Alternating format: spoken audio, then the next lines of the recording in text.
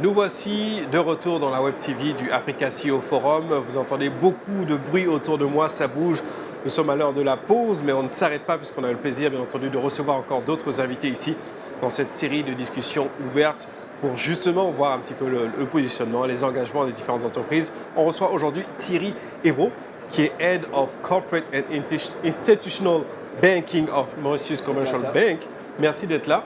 On est très heureux de vous avoir pour deux raisons. Je crois que c'est la première fois que vous venez en Côte d'Ivoire et c'est la première participation au Africa CEO Forum. Très bien, absolument. Votre première impression alors? Ma première impression est remarquable, c'est-à-dire que je trouve que l'organisation est absolument incroyable. On a des interlocuteurs de très belle qualité dans le cadre du forum. Autant dans les préparations des rendez-vous qu'on a eu avant, mais des gens qu'on croise absolument partout.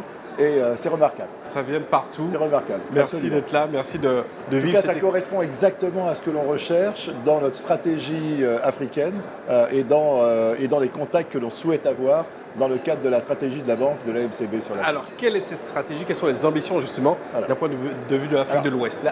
La stratégie de la MCB, elle n'est pas nouvelle.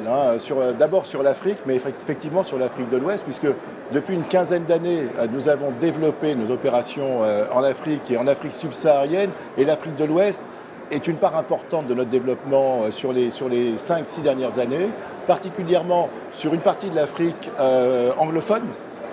Le Nigeria, par exemple, est notre premier pays d'exposition après Maurice.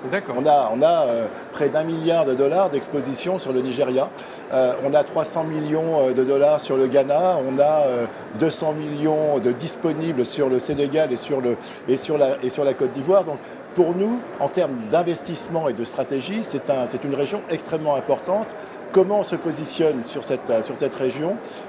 C'est en partenariat. C'est-à-dire que nous sommes une banque africaine. MCB est une banque africaine. Notre territoire, je dirais, de développement est naturellement l'Afrique. Et on a un appétit sur cette région que non plus les grandes banques internationales, qui, pour des raisons que je ne m'explique pas, ont quitté l'Afrique. Ce qui est une bonne chose. Ce qui est une bonne chose pour nous, bien évidemment. Et également, on a donc cette connaissance, cet appétit, et on a des partenariats. Ça fait de nombreuses années qu'on a développé avec les banques africaines des relations. D'abord de clientèle. Les banques africaines étaient nos clientes sur nos expertises, sur comment elles peuvent accompagner on peut les accompagner dans leur business, mais aujourd'hui, on recherche des partenariats avec elles pour qu'elles appuient nos clients. C'est ça qui est très intéressant, c'est-à-dire qu'on est en train de balancer nos relations et nos développements. Nous avons des expertises sur les financements de projets, sur les financements de l'énergie, sur les financements d'infrastructures, sur les financements du pétrole et du gaz. On est une banque extrêmement importante sur ces secteurs-là en Afrique. Je dirais qu'on est la banque africaine la plus importante sur le secteur du pétrole et du gaz. Et j'insisterai probablement là-dessus. Le pétrole et le gaz sont encore extrêmement importants pour l'Afrique dans l'accession à l'énergie et l'inclusion des populations africaines. Donc, tant que pan-africaine, pour nous, c'est important. Justement, j'allais venir parce qu'on parle de croissance verte. On parle aussi du défi énergétique qui se présente compte tenu du contexte. Quel est votre positionnement justement? Alors, elle est très claire là-dessus. D'abord, c'est l'un des 3 piliers de développement de la banque. On a 3 piliers de développement qui sont l'internationalisation, et comme je vous le disais, l'Afrique et l'Afrique de l'Ouest fait partie bien évidemment de notre pilier de développement. La digitalisation, mais ça c'est assez, je dirais, standard dans les banques. Et le 3e pilier de développement, c'est toutes les activités sustainable et en particulier les financements des énergies vertes. Alors, je viens de parler du pétrole et du gaz, mais ça n'est pas du tout contradictoire. Savoir que, je le répète, nous sommes une banque africaine. L'Afrique, sur les 10 prochaines années, sa consommation de pétrole et de gaz va augmenter. Bien évidemment, vont augmenter de façon beaucoup plus importante. Il faut lui apporter des réponses concrètes, continentales. Exactement. Les énergies renouvelables vont prendre le pas petit à petit. Donc en fait, on se positionne sur les deux secteurs avec dans ESG, il y a S qui est le social. Oui. Et notre rôle, en tant que banque africaine, c'est d'accompagner la transformation et la transition énergétique sur l'Afrique. Et donc, nous avons effectivement mis en place une stratégie de financement des énergies renouvelables. On a des opérations actuellement en discussion sur le solaire au Sénégal, par exemple, et en Égypte. On est également dans l'accompagnement de nos clients sur la transition fuel-gaz. Et ça, c'est extrêmement important. On a financé pour un groupe turc des installations de centrales d'énergie sur le Sénégal, sur le Ghana, possiblement à un certain moment sur la Côte d'Ivoire, donc sous une forme de bateau.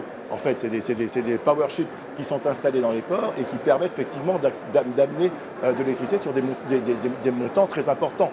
400 mégawatts sur la partie sénégalaise, par exemple. C'est énorme en termes d'accompagnement. Et on est en train de passer du fuel au gaz. Et je rappelle que le gaz pour l'Europe, c'est une énergie verte. Oui. D'accord, c'est du green. Mais également, je dis ferme solaire, le wind, un peu plus compliqué, l'hydroénergie, tout ça sont des projets sur lesquels aujourd'hui on est en train de renforcer nos capacités de financement. Alors de ce financement durable, on sent beaucoup d'énergie justement être présent, alors qu'on voit effectivement un contexte très incertain. Oui. Les banques peut-être être encore plus frileuses que d'autres investisseurs, en tout cas de plateformes financières. Comment vous gardez ce dynamisme-là face à cette crise annoncée, j'ai envie de dire? Alors, il faut quand même y aller, il faut être présent. C'est justement dans ce cadre, je dirais, extrêmement incertain dans lequel on est aujourd'hui qu'on se positionne comme un acteur local, comme un acteur régional. Donc on a une connaissance de l'Afrique. On sait ce que l'on veut faire en Afrique. On structure terriblement nos opérations, mais véritablement, je dirais, ça nous permet d'être totalement tranquille. On vient de traverser une crise de 2 ans qui n'a jamais existé auparavant. On n'a pas perdu $1 sur l'Afrique. Plus de 50% de notre bilan est africain. On n'a pas perdu $1 sur l'Afrique. On avait plus de préoccupations à certains moments sur le secteur touristique mauricien, qui lui a terriblement souffert, sur nos expositions sur l'Afrique, où naturellement, quand on regarde la qualité des intervenants et le comportement, le behavior de la part des Africains, je veux dire, voilà, on est parfaitement en ligne avec ce continent, cette volonté totale de continuer ce développement. Donc on n'a pas d'inquiétude là-dessus. Les partenariats sont fondamentaux, c'est-à-dire qu'on n'ira jamais seul. Oui. Et les partenariats avec les banques africaines, avec des sponsors africains ou internationaux qui sont sur l'Afrique, voilà, c'est dans ce cadre-là qu'on se positionne. Excellent, merci beaucoup pour cet échange. On arrive là et on comprend une certitude, une présence. Merci à votre institution d'être présente sur cette édition. Je pense que ce ne sera pas la dernière, je pense qu'il y a eu une bonne synergie et puis on vous souhaite le meilleur au niveau des affaires. Merci infiniment. Donc on était avec monsieur Thierry Hébron. Merci beaucoup pour votre bon invitation. forum, comme on dit, et à très vite. Absolument. Merci. Merci bien. Merci, bonne journée. On retrouvera bien sûr d'autres invités durant ces échanges, ces scènes ouvertes. Un plaisir d'être avec ce petit coup de soleil de Maurice, toujours aussi vivant. Et puis bon retour chez vous et à très bientôt encore sur l'Africa CEO Forum. À très vite. On poursuit notre programme. On va aller tout à l'heure, préparez-vous à avoir le Pre-Show Awards, où nous allons pouvoir parler des sélections avec ceux qui sont en charge de pouvoir identifier nos futurs champions. Ça sera ce soir autour de 16h45. Et on marque une petite pause et on vous retrouve tout à l'heure. Merci.